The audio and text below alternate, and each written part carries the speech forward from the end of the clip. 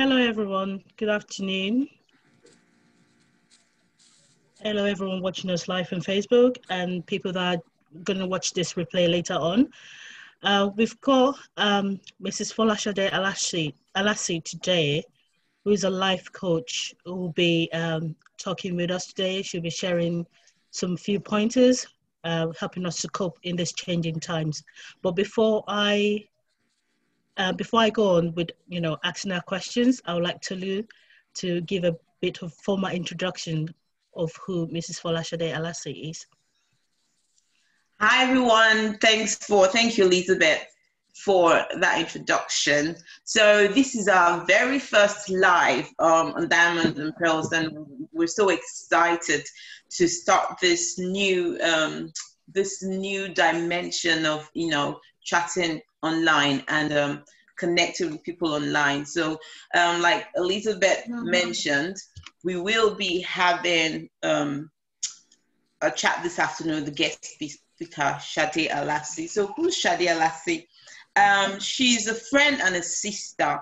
She's a member of Precious Pearl, and she's been with us almost from the beginning. She's been an amazing member as well. She's been supporting our dreams and supporting everything that we've been doing. So she's someone that's quite close to my heart. She's a wife, she's a mother, she's an educationist, she's a coach, she's a sister, like I said. She's, worked at various professional capacities as well, and she's a certified life coach, and she got a certification from Power Change UK. So she's here this afternoon to talk to us about, coping techniques through changing times. We all know that we're going through very challenging times right now, and the people are going through different stages and need various forms of support. So thank you so much, Sister Sade, like I fondly call her. Thanks for joining us this afternoon, and thanks for gracing the maiden live edition on Facebook for Diamonds and Pearls. And by the grace of God, we're hoping to have many, many more of this and be able to connect and empower many more people as we grow. Thank you so much, sis. Thank you for having me. Thank you. Thank you very much, sis. Welcome to Facebook Live. You're our first guest, sis. I think you're setting, you're one of our pioneers, actually. I'll put it as you're our pioneer, actually. So before we go on, we just want our audience to know a little bit about Sade Alasi. Who's Sade Alasi? We know you I know you from Precious Bear. Totally knows you because she's close to you as a sister. But we want our audience to have a bit of idea who you are, so they know who they they can relate to whatever techniques you'll be sharing with us. So who is Sade Alasi? Okay, this is me. I'm a wife, I'm a mother. I'm a mother to 3 boys, actually 2 young men and a boy. I'm an educationalist, and what I do is I run an after-school tuition center with the aim of enabling young children to achieve their potential. And I'm a coach. Coaching, that's just what I do through life. It's not I don't see it necessarily as a career thing. I see it as you meet people, we all have needs, we share, we advise, we guide in whatever way I can. In summary, that is me. Oh, that's so good. Thanks for letting our audience know who you are. I like the fact you said we meet people, we all have needs, and we learn from each other. That's in life. We're still learning, no matter what qualifications we have or no matter where we are in life. We're learning every day, daily. So, how did you how and why did you get into life coaching? It's not I don't want to be, how will I put it, like an African, sounding like an African by saying it's not something we would think of doing, being a life coach. So how and why did you get into life coaching? I went through a phase in my life when everything fell down. I just couldn't, I struggled to pick myself up. I was down in every way. What had happened, I left school. I was quite bright in school. So by 15, I was in university. I was a little bit of a misfit as a result of that, because I started school early and all through secondary education, university, I struggled to connect with people. I didn't make friends because I was so young compared to everybody. I just sort of looked at everything around me, apart from my studies, in awe. It was like, oh, really? Is this what? So, and I think people saw that in me. So I didn't really fit in growing up. I got to this country. I studied in Nigeria, studied architecture, came here and started to work in construction project management, which in itself is a very male-centric field of work.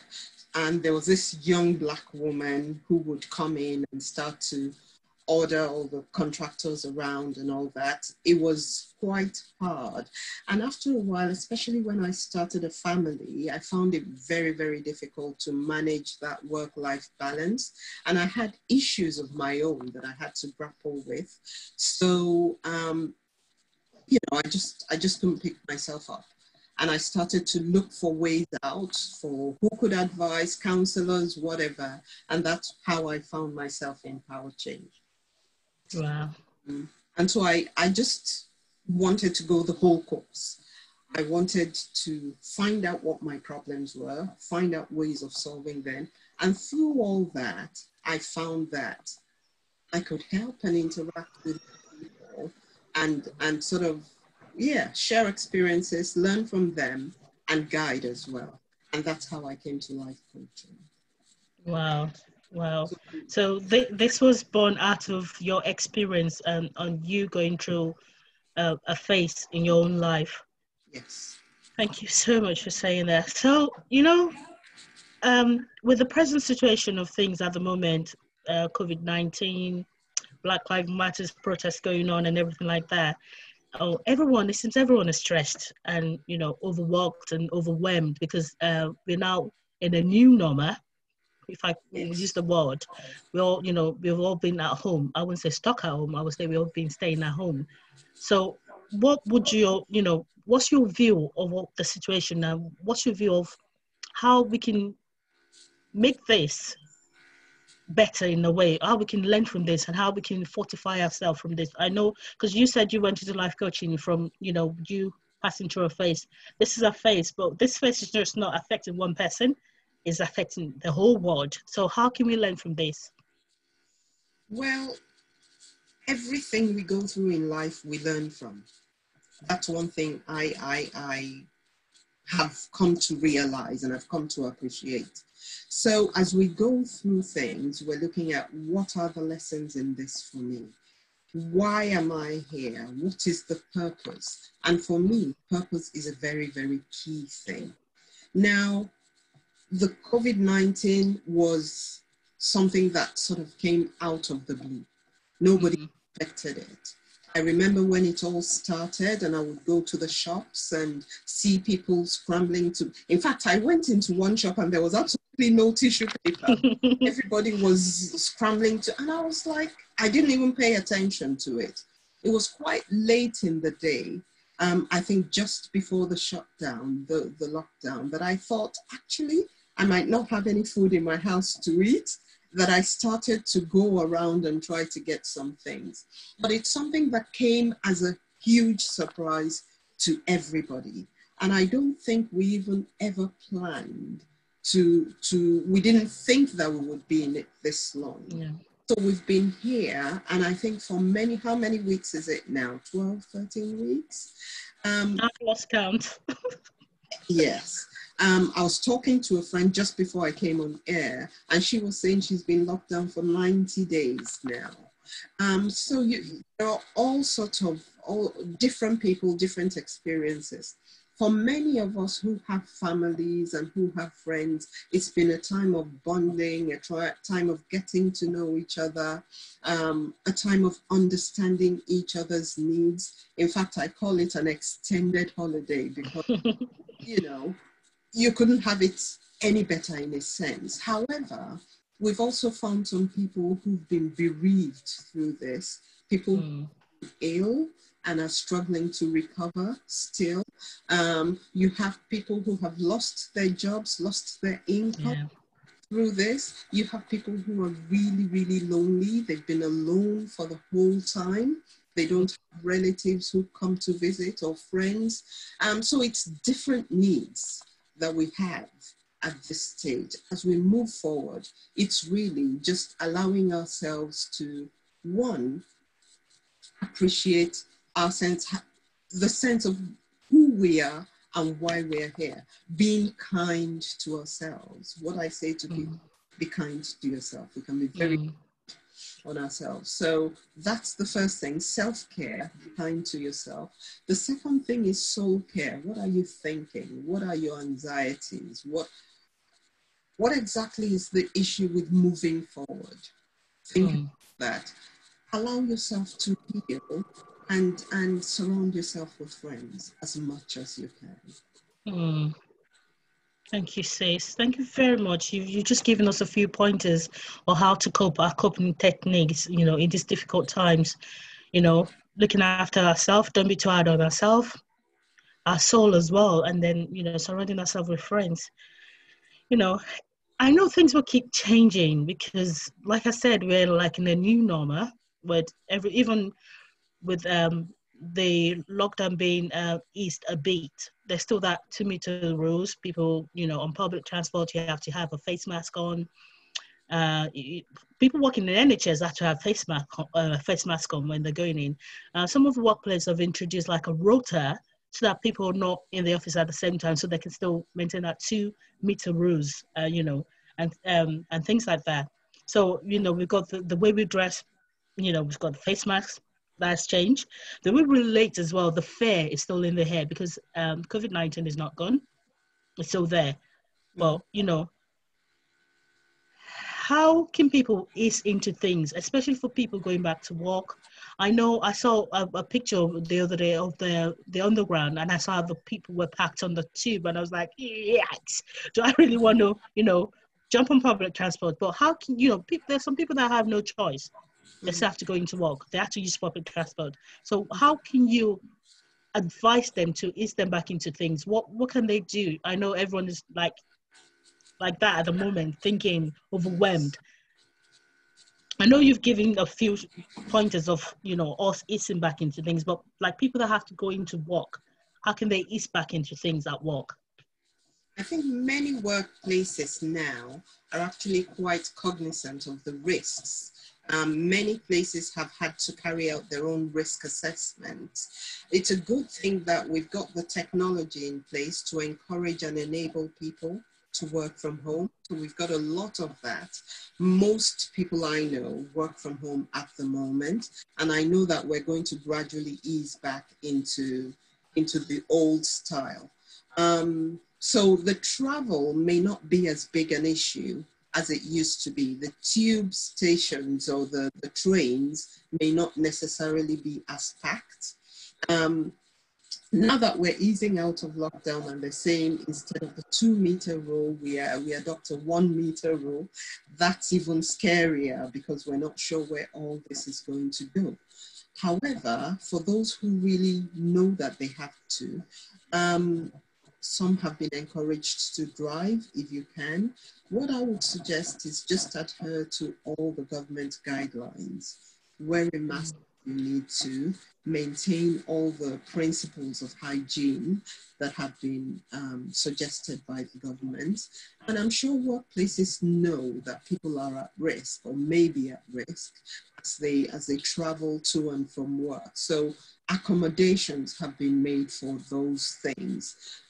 People are anxious and you can't eliminate that anxiety really, but we've just got to take it in our stride and do the things that we have to do.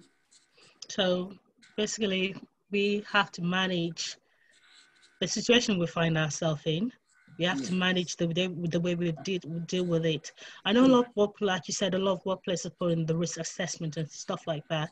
And then one of the things is how we adapt to those changes as well matters. And in my point of view, you know, one other things I want to point out is, you know, with people working from home, I experienced that when you're working from home, you don't have, there's a blur between the working hours and family life. Yes. How can you help people, you know, make sure that that line is there and they kind of like maintain their sanity, not just working and eating into family life? Because I find that this working from home now is, and with everyone being at home, is a time to bond, time to know ourselves, like you said. I've got to know some characters about my kids and traits about them that I never thought they had, which I now find out, which was a shock to me. But, you know, how do you encourage people? What advice will you give people so that that line between working life, especially people working from home, and those are still going to work from home for a longer time, that line between the working life and the family time, what advice will you give on how to manage those? Yeah, and again, to add to what Elizabeth just said, it seems like most people that I, you know, talk to that work from home, they are more stressed right now. It's like some people are logging off work at 11, 12, and sometimes it feels like some bosses, you know, apologies if you're listening to this and your boss.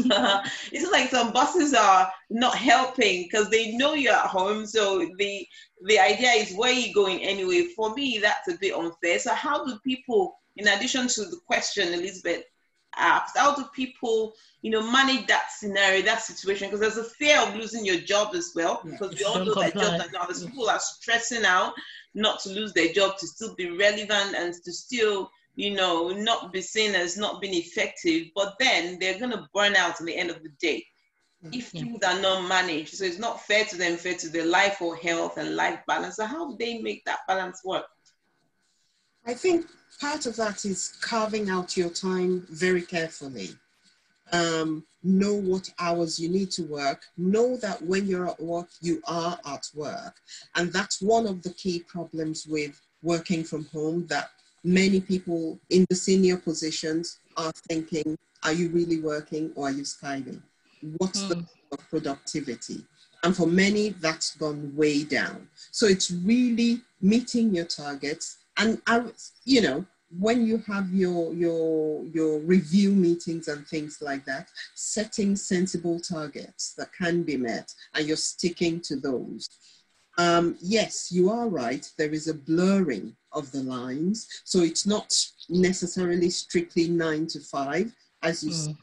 You know that there, I mean, many workplaces know you're at home. You don't have that, you know, not going anywhere as such. Yeah. So they come to you at all odd hours of the day. And the other side, the flip side of that, is that for many people, they're scared now because there are not many jobs around. Really want to do everything to hold on to that job you have. However, as I say, if you make sure that you set realistic targets with whoever your manager, your boss is, you can work within those guidelines and try and keep things safe for you and deliver your work targets. Really taking care of yourself, making sure you give everything your best shot, and ensuring that you manage your home and your life separately. Let that line be there. I know of people who will take out a block of time, like at work, we have the 1 o'clock to 2 o'clock break time. They would have that in the middle of the day, and that is their own me time. So they would do what they want to do in that time, attend to the children, and then carry on with their work. So it's really carving out blocks of time that work for you. And for some other people, it probably won't be 9 to 5. So you might work from 8 to 11, have a little break, and you know, it'll be a lot more flexible than it had been with the 9 to 5 format. I think one of the things that I discovered with this working from home is because there's no clear guidance from the government on, how long the working from home will be, or what's actually how long we'll be at home for, and no one had a clue about COVID-19 and things like that. So HR policies were not clear on that. There was a blurry HR policy around it. It was left to line managers' discretion mostly. So one of the things, like Tolu said, is the fear. There's not much job out there. A lot of people are out of jobs already. They've already suffered loss. They might not have people that suffered from COVID-19, but in a way they're being affected by COVID-19 because they've got no job. So a lot of the people that have got something going now, the fear of, if I do not do what they want, or if I do not deliver, I might be asked to go as well.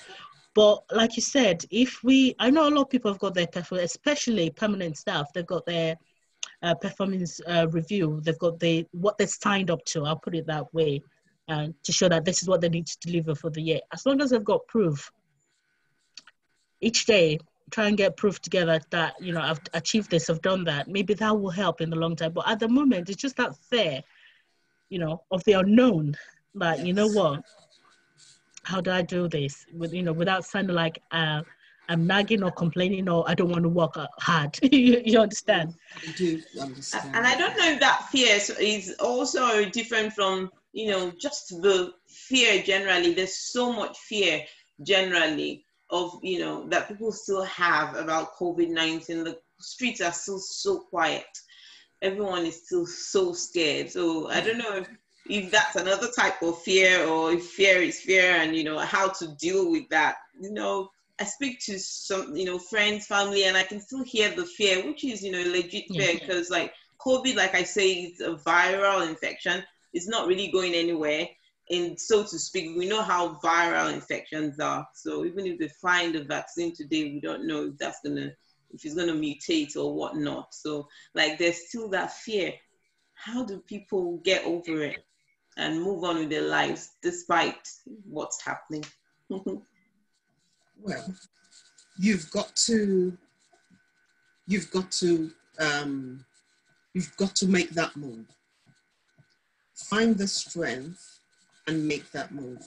I'm a Christian, and the Bible says, even though I walk through the valley of death. Now, the walking is through. It's not sitting in one place. It's moving. And if we don't take that step, we're never going to make it.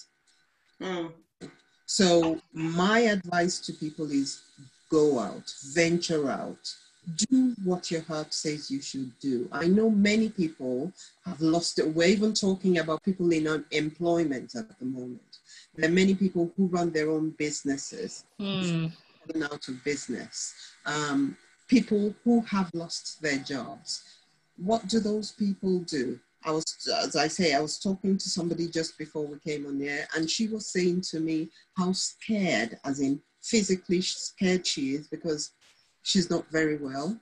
Her immune system's compromised to now go out, and she's been home alone for a long, long time. How do you navigate that? But it's a step at a time, baby steps. Move out, take all the precautions, do all the things that you have to do, because if you don't, you're going to sit there and nothing's going to happen. Really, there is no way out of it but to find the strength and move forward. That's true. That's true. Thank you so much for that. I always heard that it's good to be in the present. How do we live in the present? Why worrying about the future? So, like now we're in the present. So I want to live it in this moment, but I still want to think about the future. I still want to make plans for the future. With COVID-19, I found that all the plans I've made this year, they've not gone anywhere because something just came out of nowhere and just caused a shift. So you said we're in the present, but worrying about the future. How do we live in the present and still try and plan for the future and the unexpected that might happen? That's a really interesting one, because the unexpected, you can't predict. Mm. Really cannot predict the future. Yes, we plan for the future based on what we know today, based on what we're doing today. However, now is the only time we have. Mm. So live Definitely. now. No. Enjoy now. Do what you can now. No. The past is gone, and we hope that the lessons we've learned from the past are influencing our now. Mm. And you're right, we do what we can now in anticipation of what we might want tomorrow.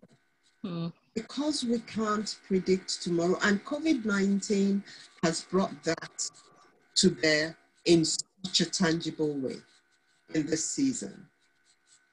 You don't know what tomorrow would bring. Mm. Do what you can today. Make the most of today. Make an impact. Be yourself.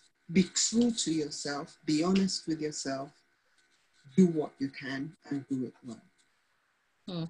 That's the only thing I can advise, because I know many people who, and it's good to invest, it's good to look to the future, but frankly, there is no guarantee. So if you starve yourself of everything today because you anticipate, some future that is really high and lofty, and then all things fall apart, what do you do if you haven't lived a life today?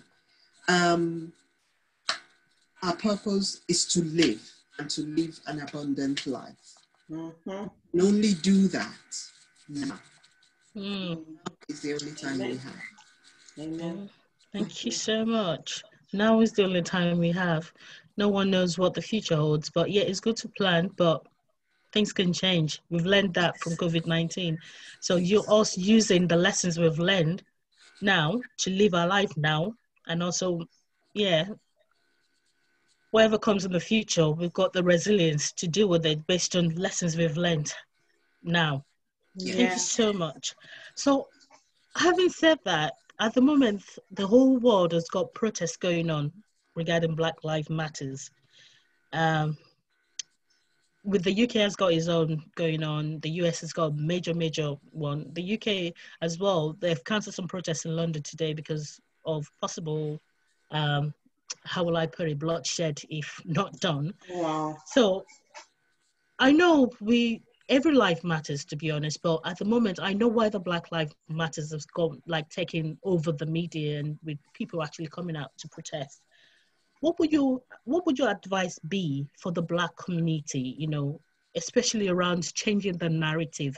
We don't want this to be like they protested, they've done everything, but nothing changes. So what would your advice be, especially for the Black community, on how we can change the narratives that will come out of this? Something will be done. Positive things will come out of this, not negative. That's my prayer. But what would your advice be for the Black community? How can we effect this change, starting from me? Let's say, when I say start from me, like one person at a time, like the Precious Bear motto is, changing life one person at a time. What would your advice be? My advice would be that we engage in a very tangible way, in a very productive way. It's good to protest. I'm not for the violence. However, we need to get that message out there. And I think the protests are doing that at the moment, drawing the attention of people, making people more aware. I was listening to a documentary on TV yesterday, and one Black, I think, bookseller was saying that all the books in that sort of area were sold out, and Wow. not only to Black people, but to white people as well. And when you look at the protests, they're not only Black people protesting. Yeah.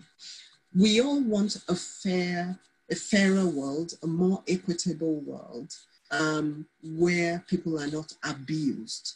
And like somebody said, you cannot understand what somebody is going through unless you've walked in their shoes. You really can't relate to it. So what Black people are going through today is not what some other communities can relate to. And to some people, it's all violence, it's all this, but there is a reason for that. Now, looking at the UK, and really it's worldwide. So when we look at, I was reading about something in Belgium where they tore down some of their statues, I think yesterday or today. All sorts of, it's all around the world. And it's a thing that this has come into the forefront because it's been subdued for a long time. So long. Hopefully, our governments will sit up as well and start to empower our people. Many of us are at a loss because we don't have anywhere to go. And a lot of that has to do with government policy and all this. That has to be looked at on a broader scale.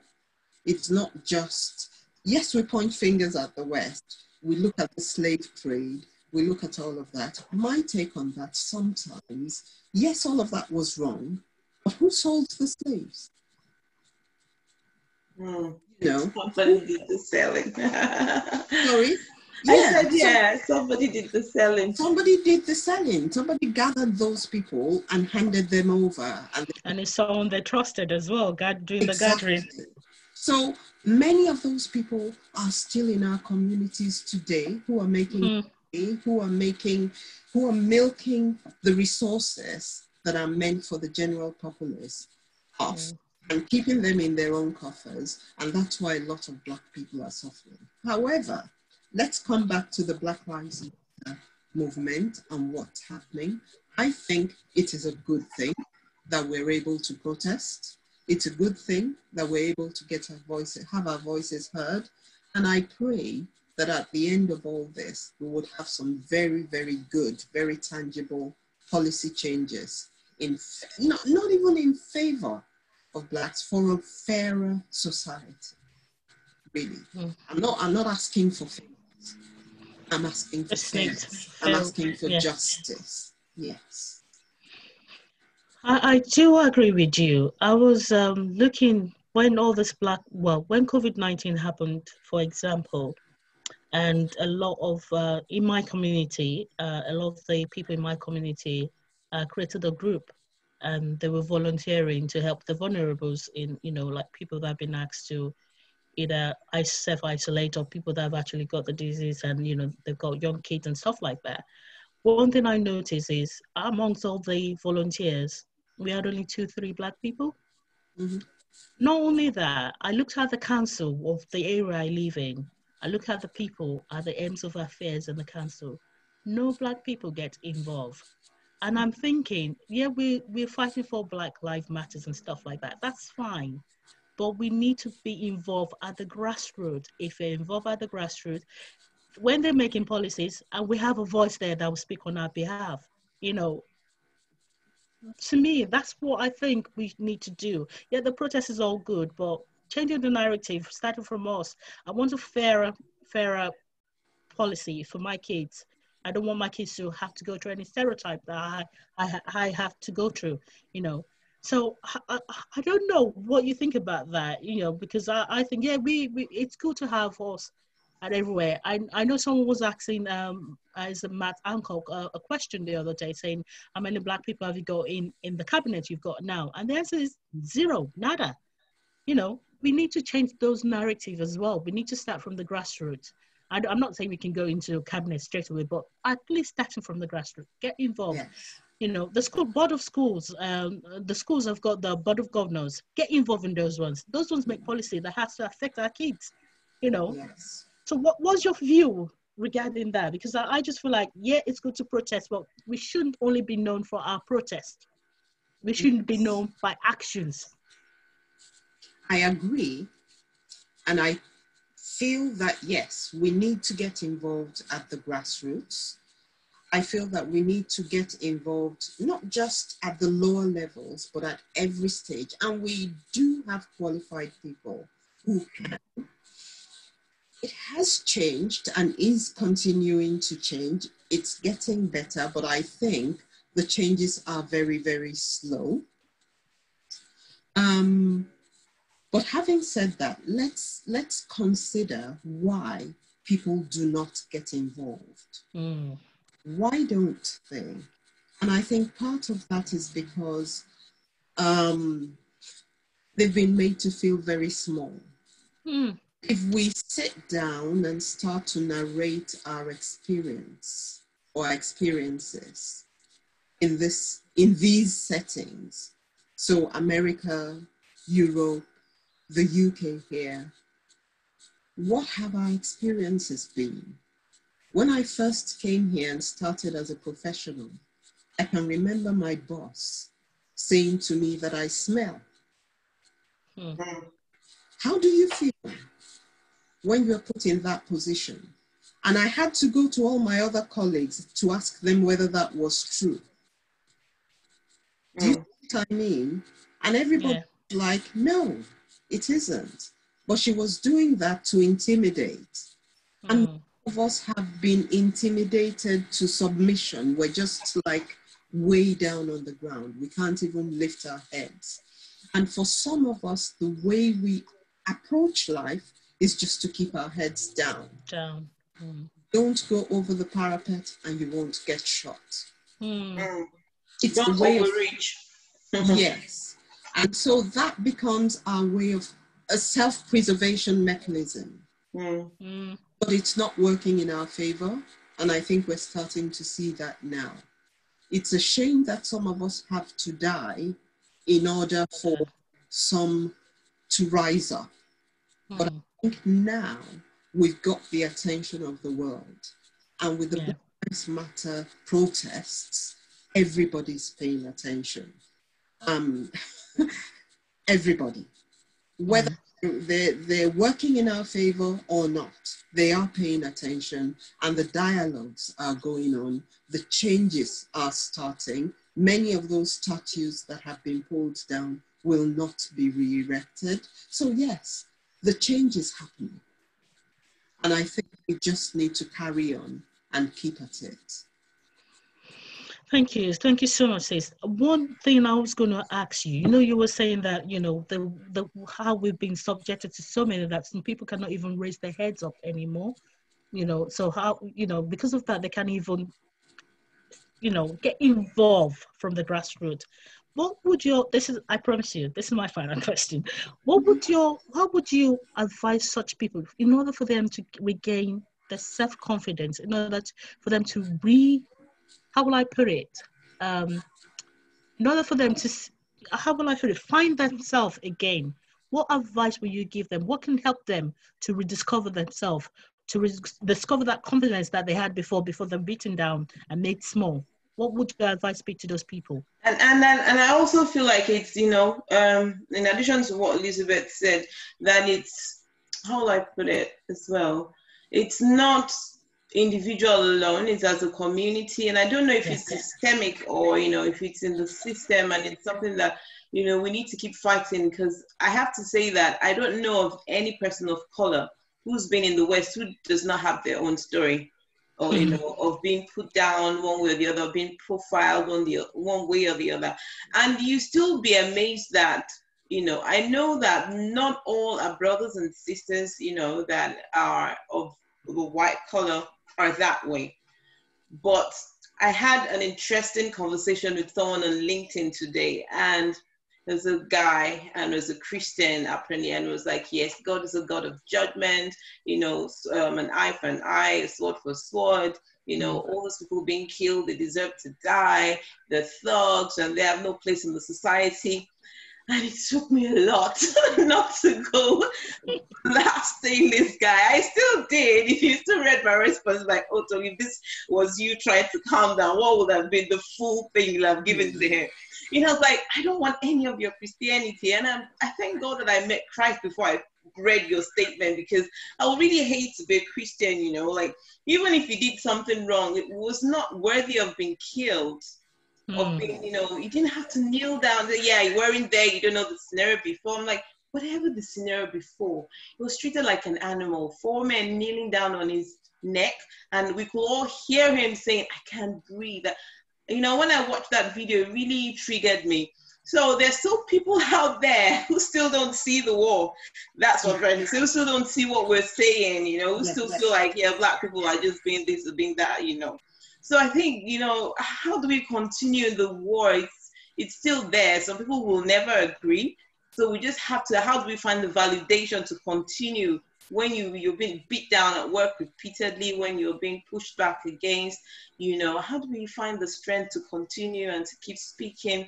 You know, maybe also we should remember that we have children and we think about the kind of environment we want to hand over to them. You know, we don't want them to live in an oppressed society. So I don't know, it's just me putting that out there. Over to you. And I think you do have a solid point there. However, when we look at our communities, whilst some of us are not bold enough to reach out, to talk, to complain, to protest, there are some who are real activists in our midst. We need to encourage one another. You know, don't just throw them to the dogs. We sometimes are the people who lift our communities up. I read about Leopold II, who took slaves from the Congo and had a human zoo. And people will come and look at them. No, can you imagine? Imagine. But this was way back then. That wouldn't happen now. I don't know if it's happening, but not at that scale. You know, not in everybody's face. Look at what's happening in the US today, where we have a president who is so openly against Blacks. And, you know, he doesn't care. He doesn't care what's done. He doesn't care what's said. But people are fighting back. So there's always a way. And thank God for technology as well. Yeah. Things go around the world. If it had been before, nobody would have. Would know. Absolutely. Yes. About, you know, all these things happening. So we're able to mobilize each other. We're able to act as one force. My prayer is that we can do that without the deaths, without the protests, without the destruction and looting of property that we've seen, and just get our voice out there. But it is already out there. We just need to continue to push and ask for justice. Amen. I believe we will get there. Thank you so much, sis. Thank you so much. Before we round up, Tolu, because we're on Facebook Live, we've shared with a few people. Do we have anyone asking questions or anything online? Well, we have a few comments online, and it just seems like they're enjoying the conversation and just commenting and agreeing, or, you know, so no specific questions yet.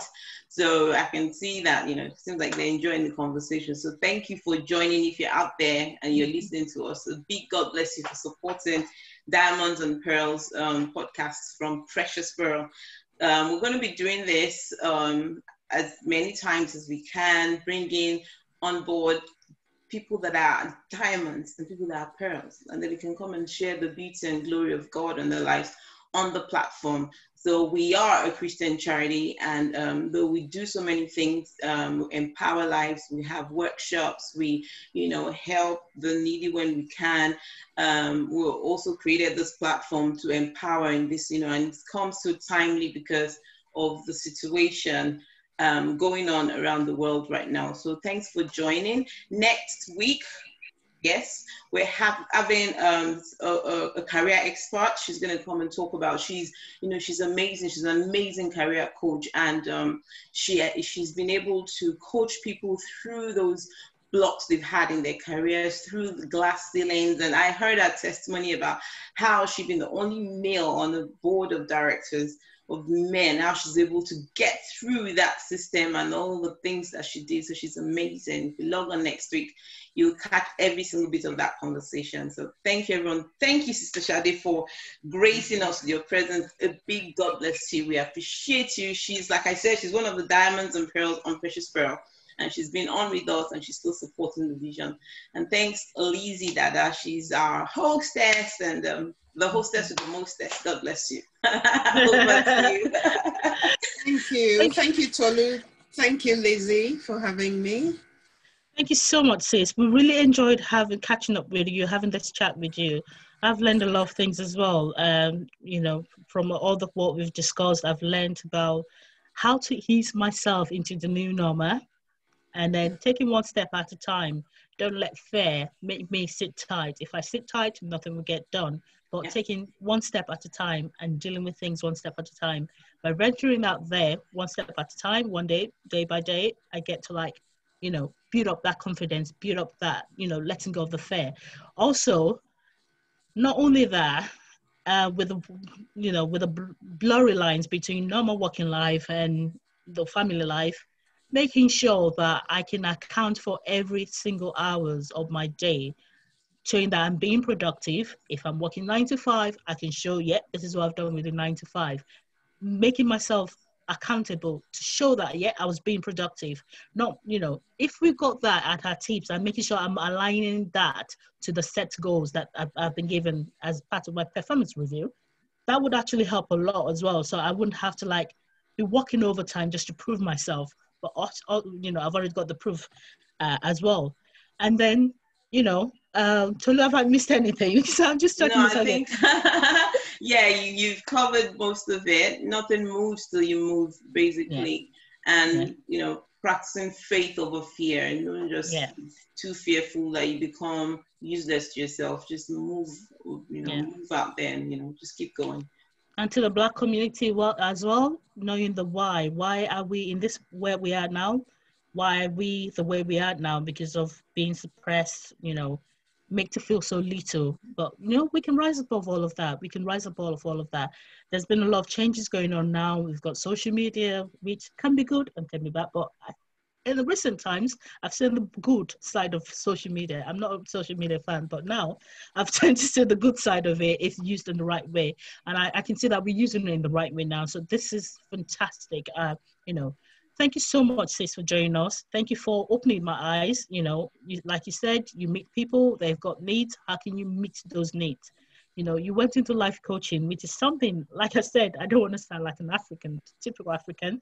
It's not something I would have thought of, or most of us will have thought of. But, you know, we all go through phases, but we don't have to suffer in silence. You know, we have to go out there. There are various opportunities around there. There are various things that can help us whatever phase we're going through, that can help us overcome those phases. So thank you so much, sis, for joining us. Thank you so much. God bless you real good. We had a great time talking to you, and I know that people listening as well. I've picked up one or two things that they can use, one or two techniques as well that they can use. Thank you so much, sis. Until we meet next time. God bless. God bless. Yes, thank you. God bless. Bye, everyone. Bye. God bless. Bye.